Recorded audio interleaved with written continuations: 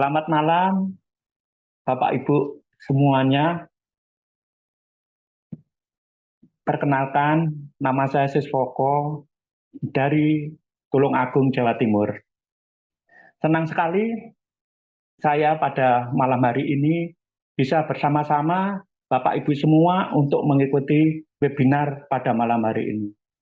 Dan saya sampaikan banyak terima kasih kepada MC Kak Luciana yang telah memberikan waktu kepada saya untuk berbagi pengalaman bagaimana saya merawat ibu saya saat menderita stroke dan akhirnya bisa sembuh berkat memakai produk Paras.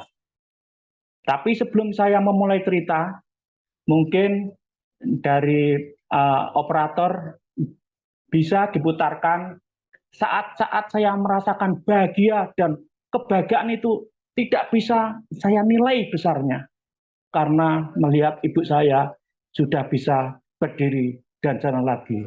Mohon dibantu untuk bisa diputar. Ya, mae saiki wis iso ngadeg dhewe. Ayo, Mak. Sekarang ibu sudah bisa berdiri sendiri. Ayo berdiri, Ya, mlaku, Bu. Mak, mlaku, mlaku. Wah, Ya, jalan, Mak, jalan. maune ra iso ngadeg, ra iso tangi, gak Nah, iso maunya mlaku, nggak gak iso bisa mlaku. Balik. berdiri, Ah, sekarang sudah bisa jalan-jalan lagi. diangkat, Mak, sing Balik, alon-alon. angkat kaki pelan-pelan. Yes, sip. Ya, sip. Ya, itu Pak Ibu. Maaf, tadi saya tambah dengan bahasa Indonesia. Saya Madari. Ini nggak semua orang Jawa, ya. Saya tadi pakai bahasa Jawa, orang desa ya, orang desa. Memang saya dari keluarga bahasa biasa saja, Bapak Ibu. Ya, perlu Bapak ketahui, sebelum ibu saya bisa jalan dan berdiri seperti itu tentunya ibu sudah sakit yang tidak bisa apa-apa, dikatakan stroke. Kalau orang Jawa mengatakan kembang amben, Bapak Ibu. Dan itu semua akibat dari salahnya penanganan saat mengalami masalah sejak dini. Gimana ibu saya berpuluh-puluh tahun ke belakang yang lalu, ya, waktu itu saya masih belum usia segini ya, ingat sekali, ibu saya sering merasakan kesemutan di kaki, di tangan, terus pegelinu, cimpe, sering gampang lelah, ngangkat kaki terasa berat, dan itu semua apa yang dilakukan ibu saya. Ibu saya maklum orang desa cuma memanggil dukun urut, dukun pijet di desa. Dan kadang sama dukun itu dikasih ramuan jamu. Terus waktu berjalan akhirnya penyakit nggak malah sembuh tapi malah parah. Yang efeknya harus ke dokter umum. Ternyata ke dokter umum dicek asam urat kolesterol tinggi. Akhirnya dikasih obat. Obat habis, kambuh lagi, obatnya itu terus berjalan sampai lama. Akhirnya ya digabung-gabung pijet iya, jamu iya, dari tukang pijet itu obat iya. Akhirnya apa? Rentetan ibu saya juga mengalami kadar gula tinggi, akhirnya masuk rumah sakit. Ringkas cerita, akhirnya ibu sudah keluar rumah sakit dan ternyata kesehatannya nggak malah pulang di rumah sembuh, akhirnya malah kakinya bengkak, tangan ini maaf diangkat sakit, kaki sakit, ini leher ini nggak bisa digerakkan sama sekali, kaku. Lalu makan sudah nggak bisa, nelan air susah, dan tidur nggak bisa berbaring. Dia cuma di belakangnya dikasih bantal, Pak Ibu. Melihat itu akhirnya karena ibu saya waktu itu bersama satu rumah dengan adik saya, itu manggil kakak sama adik kumpul musyawarah mau dibawa ke rumah sakit. Tapi saat itu saya memberanikan diri, stop jangan dulu. Aku gitu.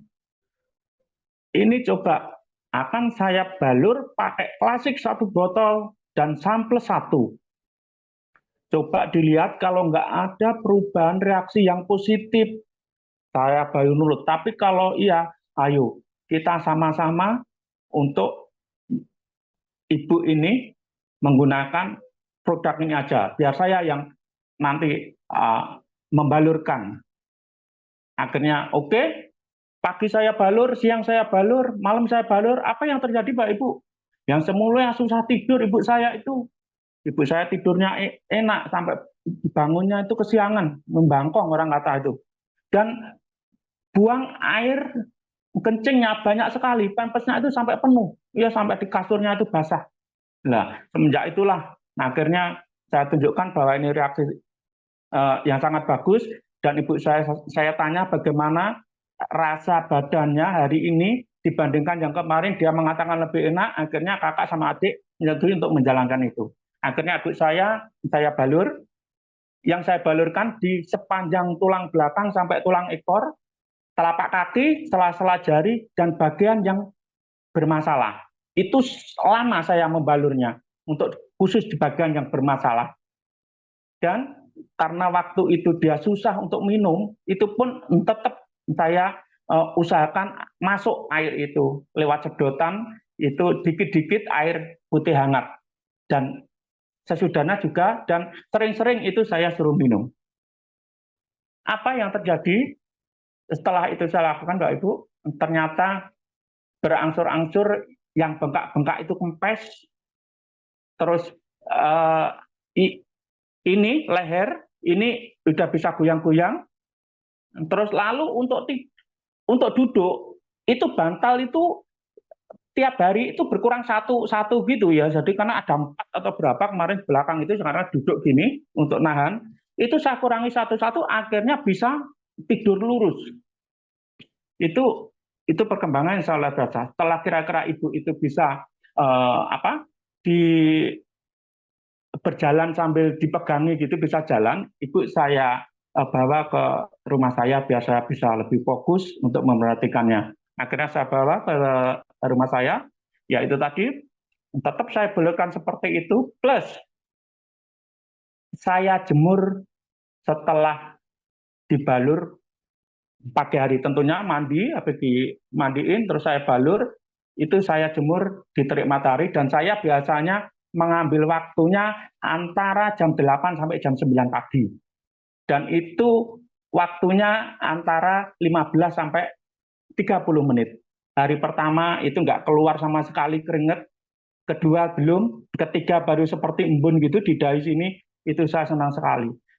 Dan selain itu, setelah udah bisa keluar keringet hari berikutnya, itu setiap berjemur, itu bagian mana yang bermasalah, misalkan ini leher, ini belum bisa tengok, itu saya ginikan pelan-pelan, tapi kalau dia terasa sakit, saya kurang lagi. Lah, saya bantu seperti itu. Selain itu, setiap ada perubahan apapun, ibu saya suruh untuk bersyukur, mensyukuri perubahan itu. Meskipun itu hanya tangannya maunya genggam bisa gini, itu saya syukuri. Dan bagaimana dia bisa mengayalkan esok bisa lebih baik. Itu yang saya selalu saya tekankan kepada ibu, dan selalu saya tekankan untuk mempunyai keyakinan untuk masih bisa berjalan lagi, Mbak Ibu. Endingnya itu tadi, Mbak Ibu, akhirnya sudah bisa berjalan, dan pulang itu naik Avanza sudah bisa masuk mobil sendiri. Yang saya pergunakan Samples 2x3, dan saya balur pagi, siang, sore, kadang malam. Dan khusus bagian yang sakit, saya balurkan lama, dan berjemur di matahari, dan minum air hangat. Itu yang saya lakukan terhadap ibu saya, yang akhirnya bisa sembuh seperti itu. Kita semua tentunya menginginkan menjadi sosok manusia yang bisa bermanfaat kepada orang lain. Karena sebaik-baiknya manusia adalah manusia yang bisa bermanfaat untuk orang lain. Bagaimana kita bisa bermanfaat? Apa yang harus kita lakukan? Yaitu bantulah banyak orang.